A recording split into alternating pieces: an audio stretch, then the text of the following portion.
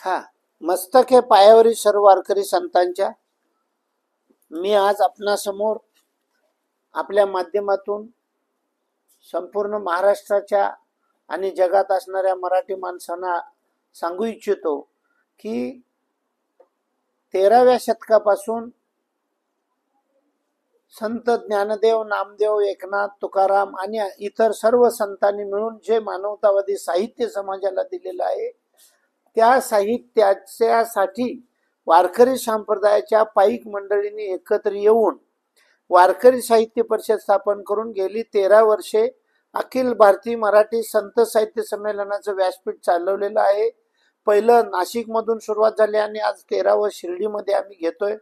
शिर्डी हेच माझे पंढरपूर किंवा विठू पाटील त्याचे नाव गा पंढरपूर त्याचे गाव गा असं सांगणाऱ्या साईबाबांच्या नगरीत संपूर्ण महाराष्ट्रातील वारकरी संप्रदायाच्या पाईक यांना निमंत्रित करून आम्ही 22 आणि 23 मार्च रोजी सकाळी भव्य दिव्य असा दिंडी सोहळा करत आहोत. त्याच्यानंतर उद्घाटन समारंभ होईल. या सर्व कार्यक्रमाचे स्वागताध्यक्ष महाराष्ट्राचे मंत्री महोदय आदरणीय राधाकृष्णजी विखे पाटील आहेत. त्याच पद्धतीनं परिसंवादामध्ये विविध क्षेत्रातले अभ्यासक, पत्रकार, अधिकारी असे मोठे विचारवंत तिथे येणार आहेत. त्याच पद्धतीनं फड परंपरेतील कीर्तनकार, प्रवचनकार, भारुडकार आहेत. त्याच पद्धतीनं महिलांचा हरिपाठ दररोज संध्याकाळी त्या दिवशी मोठ्या प्रमाणात होईल आणि शिर्डी एक अगदी खऱ्या अर्थानं पंढरपूर होईल. असे हे 22 आणि 23 मार्चचे 2 दिवसाचे कार्यक्रम आहेत. 7 ते 8 विविध खात्याचे मंत्री महोदय यासाठी येणार आहेत.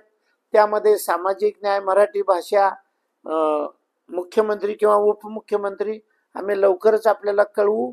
आणि मी आणि आमच्या संघटनेचे सचिव डॉक्टर सदानंद मोरे सर आणि सर्व आमचे विश्वस्त यांनी मिळून जगद्गुरु तुकोबाराय यांचे वंशज आणि फडकरी दिंडीकरी समाज संघटनेचे अध्यक्ष हरिभक्त पारायण संजय महाराज देहूकर यांना संमेलन अध्यक्ष म्हणून घोषित केलेला आहे. आणि हा कार्यक्रमाला नगर जिल्ह्यातील, नाशिक जिल्ह्यातील, औरंगाबाद जिल्ह्यातील आणि पुणे जिल्ह्यातील, पालघर, ठाणे जिल्ह्यातील, धुळे, नंदुरबार जिल्ह्यातील जास्तीच्या दिंड्यांनी सहभागी व्हावं असंही मी आपल्या माध्यमातून आवाहन करतो. आणि शिर्डीचे पत्रकार बांधव आणि शिर्डीच्या मंडळींनी विखे पाटलांनी जसं आम्हाला राज्याश्रय दिला तसं सर्वांनी राज्याश्रय देऊन आम्हाला समजून घेऊन हा एक स्तुती उपक्रम, एक साहित्याची गरज आहे संतांची आज समाज म्हणून दुरुस्त करण्यासाठी, त्याच्या पाठीशी राहावी अशी प्रार्थना करतो. रामकृष्ण हरी.